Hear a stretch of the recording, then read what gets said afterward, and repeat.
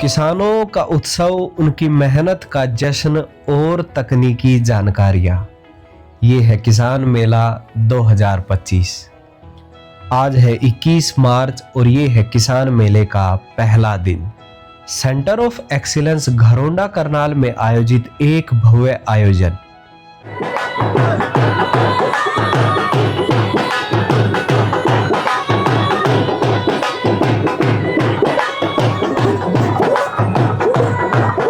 हजारों की तादाद में देश भर के किसान अपनी उम्मीदें और जिज्ञासा लेकर आज यहाँ पहुंचे हैं ताकि वो सब्जियों की आधुनिक और तकनीकी खेती को बारीकी से समझ सके।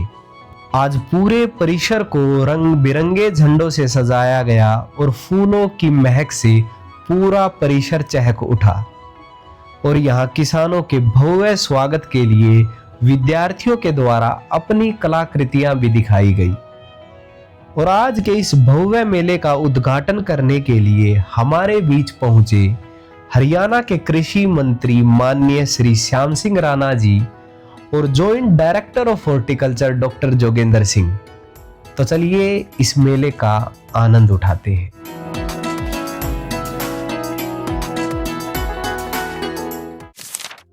तो दोस्तों, आज है 21 मार्च 2025। जैसा कि आप देख पा रहे हैं, हम आए हैं घरोंडा करनाल के अंदर। दूर दूर से किसान भाई हैं जो मेला देखने के लिए आए हैं। यहाँ बेसिकली वेजिटेबल स्पेसिफिक ये मेला है कि वेजिटेबल प्रोडक्शन के लिए क्या क्या नई टेक्नोलॉजी आ रही है, तो वही सब आपको दिखाने की कोशिश करेंगे। कुछ किसानों से मिलेंगे, कुछ एक्सपर्ट से मिलेंगे और जानेंगे कि किस प्रकार टेक्नोलॉजी के यूज से एक सही प्रोडक्शन, सही उत्पादन किसान निकाल सकते हैं।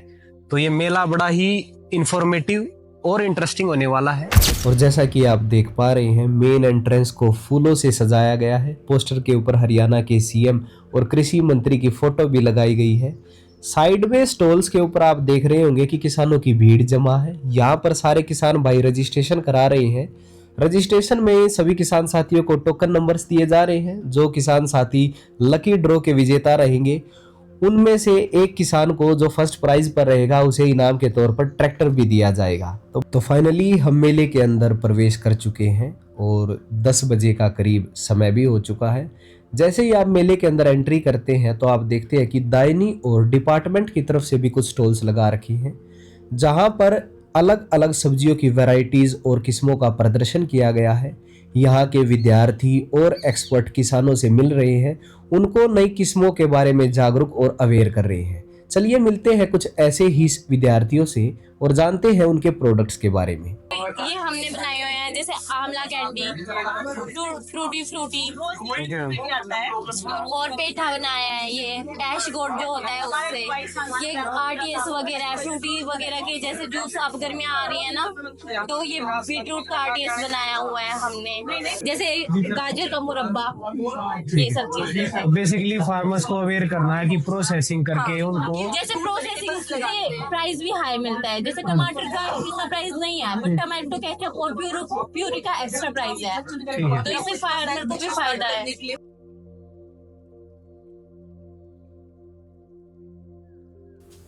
भाइयों, आज धूप काफी तेज है, इसलिए जो अपना किसान भाई हैं आम के पेड़ के नीचे छाया का लुत्फ उठा रहे हैं। दूर दूर से किसान आए हैं, महिलाएं भी आज मेले में पहुंची हैं। तो चलिए आज मिलते हैं कुछ किसानों से और जानते हैं उनका एक्सपीरियंस कैसा रहा इस मेले में। राम राम भाई। और ताऊ जी कहाँ से हो? बहुत बढ़िया, हम रोहतक जिले से यहाँ। रोहतक से? मैम से अच्छा, मैम तहसील से। हम कलानूर तहसील से हैं। अच्छा जी। तो यहाँ क्या कैसे मेले में आने का क्या रहा? यहाँ सब्जी वगैरह की वैरायटी देखने के लिए। ठीक है, आप करते हो सब्जी की खेती? करने लगेंगे तो तभी देखेंगे, तभी होगा ना। हाँ। एकदम से कोई होता नहीं है कुछ। यहाँ पर कुछ ज्ञान लेके जाएंगे तब अपने कुछ खेती करेंगे हैं। कुछ नए बीज लगाएंगे, कुछ उसके कारण कुछ आएगा समझ में तो लगाएंगे। बिल्कुल सर। ठीक है। तो कैसा रहा एक्सपीरियंस मेले का? मेरे का एक्सपीरियंस बहुत बढ़िया है। सरकार बहुत बढ़िया मदद करी किसानों के लिए। हाँ जी। नई किस्में लगा रहे हैं, बढ़िया वैरायटी वाली सारी बढ़िया है। ठीक है जी। सिस्टम भी बहुत बढ़िया है सरकार का। किसान को करनी चाहिए टेक्नोलॉजी। हाँ, किसान को जैसे जैविक खेती वाली है ये करनी चाहिए, तो इसमें किसान को फायदा है। बीज वगैरह ये दवाई, वो पेस्टिसाइड वगैरह ये केमिकल ये डालने बंद कर दे तो फायदा ही फायदा। फायदा है सर। हाँ, खर्चा भी कम होगा। खर्चा भी कम होगा, किसान की आमदनी ज्यादा होगी इससे। ठीक है सर, धन्यवाद। धन्यवाद। किसानों के साथ साथ बहुत सारी एग्रीकल्चर कंपनीज भी आज मेले में पहुंची है ताकि वो ज़्यादा से ज़्यादा किसानों तक अपनी अवेयरनेस पहुंचा सके और इसी बहाने उनकी भी एक अच्छी खासी सेल्स जनरेट हो जाती है। तो चलिए मिलते हैं कुछ ऐसे ही एक्सपर्ट से और जानते हैं कि मार्केट में सब्जियों संबंधित कौन कौन सी नई किस्में और वैरायटीज आ रही है। सर नमस्कार। नमस्कार। सर बताएंगे थोड़ा सा अपनी कंपनी के बारे में, क्या कंपनी प्रोडक्ट बनाती है, क्या क्या प्रोडक्ट? हमारे कंपनी का नाम HM क्लाउज है और फ्रांस की कंपनी है और ऑल वेजिटेबल सीड कंपनी बनाती है। सभी वेजिटेबल के सीड बनाती है। तो ये अपनी कंपनी का है क्या सर ये सीड? हाँ, ये हमारी परल के नाम से वैरायटी है। ठीक है सर। और पूरा कलर आपका वाइट आता है इसका। ठीक है सर। और ये इसका रीजन होता है कि ये जो गोभी है ना, इसको पत्ता में कवर रखती है।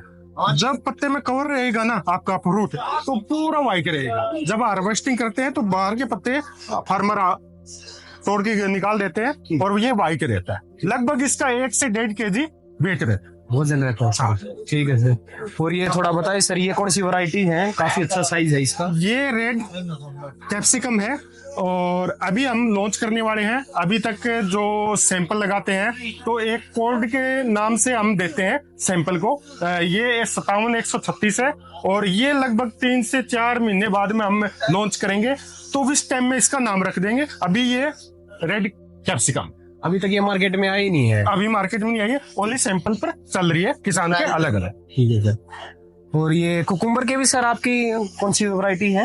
ये कुकुम्बर की हमारी ब्रैकेट वैरायटी है।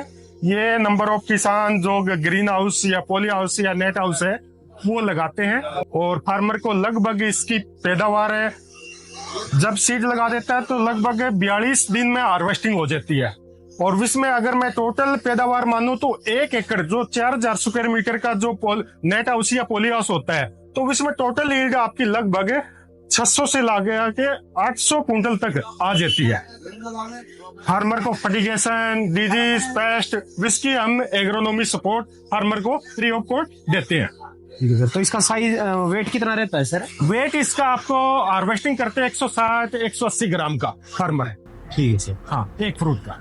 दोस्तों, सेंटर ऑफ एक्सीलेंस के बीचों बीच जो ये आप बिल्डिंग देख पा रहे हैं, यही है सेंटर ऑफ एक्सीलेंस का मुख्य एडमिनिस्ट्रेटिव डिपार्टमेंट। सभी किसान भाइयों के लिए, स्टूडेंट्स के लिए यहीं से ट्रेनिंग प्रोग्राम्स कंडक्ट किए जाते हैं। और जो भी किसान भाई नेट हाउस लगाना चाहते हैं, पॉली हाउस लगाना चाहते हैं, तो हरियाणा सरकार ने ये मैंडेटरी किया है कि किसान को पहले 5 दिन का ट्रेनिंग प्रोग्राम पूरा करना होगा। उसी के बाद सर्टिफिकेशन की प्रक्रिया कंप्लीट होगी। एक बार सर्टिफिकेशन हो जाता है तो किसान अपने खेत में स्ट्रक्चर लगा सकते हैं। लेकिन बहुत सारे किसान भाई हैं जो ये नहीं जानते कि सेंटर ऑफ एक्सीलेंस क्या होते हैं, इनका काम क्या होता है। तो बेसिकली होता क्या है कि भारत सरकार देश भर के अंदर अलग अलग क्लाइमेट के आधार पर, अलग अलग मौसम के आधार पर अलग अलग फसलों के रिसर्च स्टेशन डेवलप करती है। उसी प्रकार घरोंडा करनाल के अंदर centre of excellence specifically vegetables पर रिसर्च करने के लिए बनाया गया है। इन्हें भारत सरकार और हरियाणा सरकार के गठबंधन में चलाया जाता है। अगर इसकी स्थापना की बात की जाए तो इसे इंडो इजराइल कोऑपरेशन प्रोजेक्ट के तहत सन 1911 में स्थापित किया गया। जैसा कि हम सब जानते हैं, इजराइल देश प्रोडक्शन के मामले में और टेक्नोलॉजी के मामले में नंबर 1 कंट्रीज में से एक है। तो किस प्रकार इजराइल देश की टेक्नोलॉजी भारत के किसानों तक पहुंचाई जाए, यही भारत सरकार का सबसे बड़ा चैलेंज है। और उसी प्रॉब्लम को सोल्व करने के लिए इस प्रकार के रिसर्च स्टेशंस बनाए जाते हैं ताकि कोई भी किसान ट्रेनिंग के माध्यम से या किसी मेले के माध्यम से यहाँ प्रैक्टिकली विजिट करे और चीज़ों को प्रैक्टिकली रूप से समझे, ताकि किसान भी जान सके कि कम रिसोर्सेज का इस्तेमाल कर और टेक्नोलॉजी के यूज़ से हम अपनी प्रोडक्शन बढ़ा सकते हैं और इनकम भी बढ़ा सकते हैं। साथियों, नेट हाउस और पॉली हाउस के अंदर सिंचाई के लिए ड्रिप इरिगेशन सिस्टम का यूज़ किया जाता है, जिसके लिए फ्रेश वाटर पॉन्ड्स बनाकर स्टोर किए जाते हैं और इसी को चैनलाइज करने के लिए मुख्य इरिगेशन चैम्बर्स भी बनाए जाते हैं, जैसा कि आप देख पा रहे हैं यहाँ पर फर्टिलाइज़र टैंक्स बनाए गए हैं। इस रूम के अंदर 5 फर्टिलाइज़र टैंक हैं जो कि 5 अलग अलग पॉली हाउसेज के साथ इंडिविजुअली कनेक्टेड हैं, जिससे एग्जैक्ट मात्रा में खाद और पानी का मिश्रण कंट्रोलर पैनल की मदद से डायरेक्ट हमारे पौधों तक पहुंच सके। इससे हमारे पौधे ज़्यादा से ज़्यादा मात्रा में पोषण ग्रहण करते हैं और पूर्ण रूप से उनका वृद्धि विकास होता है। तो चलिए आपको कुछ नए स्ट्रक्चर्स भी दिखाते हैं। इन्हें बेसिकली टनल फार्मिंग कहा जाता है, क्योंकि इनका स्ट्रक्चर जब आप देखेंगे तो पूरे टनल की तरह नजर आ रहे हैं। अब ये किसके लिए बेनिफिशियल है? जो किसान भाई जिनके पास ज़मीन थोड़ी कम है या जो शहरों में रहते हैं, उनके लिए सब्जी लगाने के लिए ये एक सही अल्टरनेटिव हो सकते हैं। इसके अंदर मेनली 2 लाइंस बेड की बनाई जाती है और जितनी भी बेल वर्गीय सब्जियां हैं आप इनके अंदर लगा सकते हैं। दूसरा जो नर्सरी ग्रोवर है वो ऑफ सीजन वेजिटेबल नर्सरीज तैयार कर सकते हैं। जब भी ठंड के अंदर टेम्परेचर काफ़ी डाउन होता है तो किसान भाई इनके अंदर अपना टेम्परेचर रेगुलेट कर सकते हैं और मॉनिटर कर सकते हैं। पॉली हाउस के अंदर एंट्री के लिए डबल डोर सिस्टम का यूज़ किया जाता है। जैसे ही आप अंदर दाखिल हो उस दरवाजे को अंदर से बंद करें। ये कुछ नियम्स हैं जो आप ज़रूर फॉलो करें। फिर आप दूसरा दरवाज़ा खोलें और उसे भी अंदर से लॉक कर दें। इससे होगा क्या कि आपके डिसीज़ और पेस्ट आपके साथ अंदर दाखिल नहीं होंगे और आप अपनी फसलों को बचा सकेंगे। इस पॉली हाउस के अंदर जैसा कि हम देख रहे हैं बैंगन की फसल लगा रखी है और नीचे ड्रिप इरिगेशन से सिंचाई की जा रही है। प्रॉपर यहाँ पर मीटर लगे हैं जिससे हम रीडिंग नोट कर पा रहे हैं कि कितना पीएच और ईसी उस पानी का है जो ड्रिप के माध्यम से हमारी मिट्टी में जा रहा है। और इंसेक्ट्स के लिए आप देखेंगे कि यहाँ पर येलो स्टिकी ट्रैप्स लगाए गए हैं, क्योंकि जितने भी इंसेक्ट होते हैं जो हमारे फ्रूट्स के ऊपर अटैक करते हैं वो बेसिकली येलो कलर की तरफ अट्रैक्ट होते हैं। जैसे ही वो हमारे फील्ड में एंट्री लेंगे और फ्रूट्स को खराब करने की सोचेंगे, वो इन स्टिकी ट्रैप्स के ऊपर चिपक जाएंगे और हमारे फ्रूट्स खराब होने से बच जाएंगे। तो प्रॉपर एक वेल मैनेजमेंट के साथ इसके अंदर खेती की जाती है। इसी के कारण हमारी प्रोडक्शन और हमारी उत्पादन क्षमता बढ़ती है। और जो किसान भाई नर्सरी तैयार करना चाहते हैं वो ये नारियल के बुरादे की ब्रिक आती है, उसके अंदर आप ये वर्मिकुलाइट मिलाएं और साथ में कुछ भाग परलाइट का मिलाया जाता है। इसकी रेशो जो बताई जाती है वो 3:1:1 के अनुपात में जब आप मिलाएंगे तो कोकोपिट बनकर तैयार होता है। इसी कोकोपिट के अंदर बाद में आप सीड डाल दें, जो कि 20 से 25 दिन के अंदर आपकी सीडलिंग तैयार होगी, जिसे आप बाद में अपने मुख्य खेत के अंदर ट्रांसप्लांट कर सकते हैं। और अगर यहाँ पर आप देखेंगे तो नर्सरी तैयार करने के लिए हाईटेक पॉली हाउस का यूज़ किया जाता है। ये काफ़ी कॉस्टली प्रोजेक्ट है, इसलिए क्रॉप प्रोडक्शन के लिए यूज़ ना करके यहाँ पर सीडलिंग्स को तैयार करने के लिए, प्योर तैयार करने के लिए इसको इस्तेमाल किया जाता है। इसके अंदर basically fan and pad system काम करता है। एक तरफ से फैन से हवा जनरेट होती है और दूसरी तरफ से पैड्स के द्वारा हवा सोख ली जाती है।